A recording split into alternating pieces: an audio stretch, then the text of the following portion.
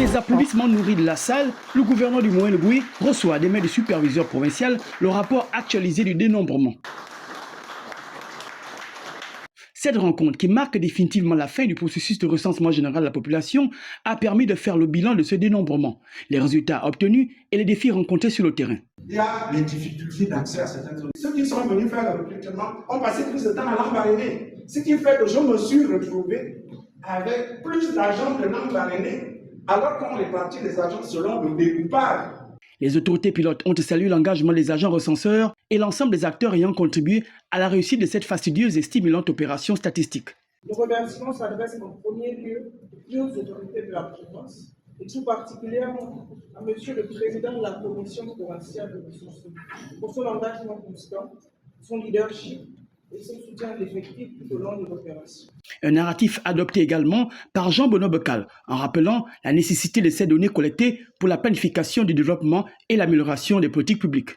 Les données du RGPN constituent une aide à la décision publique qui permettra de se départir de l'estimation par la rigueur de la planification basée sur des choix éclairés en parfait accord avec la vision structurante du président de la République, chef de l'État, chef du gouvernement, son Excellence Brice Clotaire Oligui Nguema. Résolument engagé à placer l'homme au cœur de l'action publique pour un développement plus adéquat et plus rationnel. Plus de 20 890 ménages visités par une centaine d'agents recenseurs. Il revient en dernier ressort à la Cour constitutionnelle, selon la loi, de rendre publics les résultats de cette opération qui, rappelons-le, a concerné l'ensemble du pays. À l'entrée du centre du lycée Charles Meffan, quelques candidats vérifiaient encore la présence de leur nom sur les listes et l'identification de leur salle, pendant que d'autres déjà présents en salle attendaient tout bonnement le début des hostilités. Vu l'importance et l'envergure de cette actualité, c'est le préfet central qui a été invité pour donner le coup d'envoi. L'enveloppe est délicatement ouverte pour dévoiler et distribuer la première épreuve aux candidats. À ses côtés, la directrice académique provinciale. Le geste s'accompagne avec des messages de motivation. Bonne chance les amis, bonne chance. Un examen qui se tient conformément à la loi. C'est conformément à une décision, la décision 059, portant organisation et déroulement du brevet d'études du premier cycle en République gabonaise du 17 juin dernier, que la province du Moyen-Goué a démarré comme toutes les autres avec l'épreuve de mathématiques. 1230 candidats enregistrés dans le Moyen-Goué et repartis sur 5 centres. Le centre du lycée Charles Meffan avec 363 candidats, le centre Aubin-Georges Moudjefou, 403 candidats, le centre où nous sommes, Monseigneur Adiwa, avec 242 candidats, le centre de Mbamakwe, 33 candidats, et enfin le centre de François Meillet, avec 189 candidats. Au sortir de la première journée, les candidats ont marqué une sérénité légendaire et prêts à donner le meilleur d'eux-mêmes. Sauf sciences qui étaient un peu dures, mais sinon maths, sciences n'étaient pas dures. Les épreuves ont été abordables, on a vu déjà ce qu'on avait déjà vu en classe. Bon, pour ceux qui ont étudié et ceux qui se sont entraînés, je pense que ce n'était pas vraiment difficile, mais sinon, dans l'ensemble, c'était bien. La direction de l'académie provinciale affirme que les dispositions nécessaires sont prises pour garantir un bon déroulement de l'examen. Élèves et encadrants du lycée Charles Meffan, euphoriques, ils viennent de décrocher le Graal, le premier prix du concours, 2 100 000 francs CFA, au cours d'une compétition assez dynamique et âprement disputée. Très stressant, on stressait beaucoup et au final nous sommes sortis vainqueurs, nous sommes très heureux. Le bouquet final se tient après 2 jours et d'intenses sensibilisations, de sorties pédagogiques et d'ateliers pratiques. Le programme Ecomaker s'achève avec plusieurs enseignements. Je tiens à vous adresser nos sincères félicitations pour la qualité du travail accompli. Ça nous a permis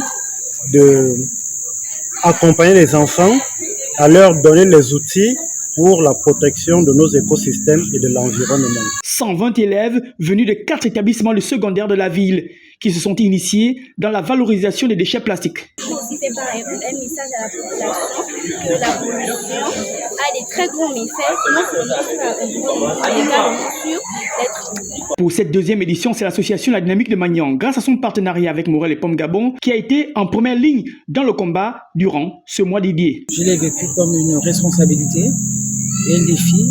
Je me suis efforcé de mener jusqu'au bout. Les élèves issus des classes de 4e ont su faire parler leur génie devant un jury très méticuleux. Morel Pom Gabon réaffirme ainsi sa volonté d'accompagner les jeunes générations dans la construction d'une société plus respectueuse de l'environnement. L'ambition pour Morel Pom Gabon, à travers notre politique EHS et développement durable, est de pérenniser ce programme. Nous voulons que chaque édition suscite de nouvelles vocations et fasse des éco-makers permanents. Au-delà de la compétition, c'est aussi la volonté de tout un pays dans la lutte contre les changements climatiques et ainsi susciter un comportement éco-responsable. Des paysages majestueux, admirables, un potentiel viable, les autorités continuent de valoriser le potentiel touristique du pays pour en faire un levier économique à forte valeur ajoutée. La caravane touristique qui arrive à grands pas est un véhicule de cet idéal. Président Alain Baréné pour une mission de reconnaissance et de prospection dans le cadre des préparatifs de la 3e édition de la caravane touristique 2026. Des rencontres qui visaient à garantir le succès de cette 3e édition de la caravane touristique. La première chose que nous avons pu inspecter ou prospecter, c'est d'abord les sites d'hébergement. C'est-à-dire que les caravaniers doivent arriver, doivent être logés dans les hôtels de la place. Ensuite, également les sites de restauration, puisqu'ils doivent pouvoir se nourrir. Il était important pour nous, conformément aux consignes qui nous ont été données dans le cahier des charges, de vérifier avec les potentiels partenaires si ces derniers répondaient aux normes fixées. La caravane devient progressivement un rendez-vous important dans le calendrier du ministère du Tourisme, permettant de vendre la destination de la province choisie en stimulant son économie à travers les artisans.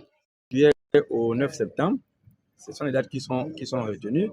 Et l'importance de cette caravane touristique, c'est justement de rester dans l'espace d'inclusivité, dans le sens où il faut permettre à ce que toutes les populations, les communautés locales se sentent concernées par la caravane, parce que le tourisme, c'est un pan, c'est un élément sur lequel aujourd'hui l'État gabonais, à travers les plus hautes autorités, s'appuie pour pouvoir développer localement aussi l'économie de chaque ville dans lesquelles la caravane pourra passer. Avant la tenue de l'événement prévu dans un mois, une ultime mission plus inclusive des sites touristiques pourrait être commise afin de faire une autre évaluation plus minutieuse secteur par secteur.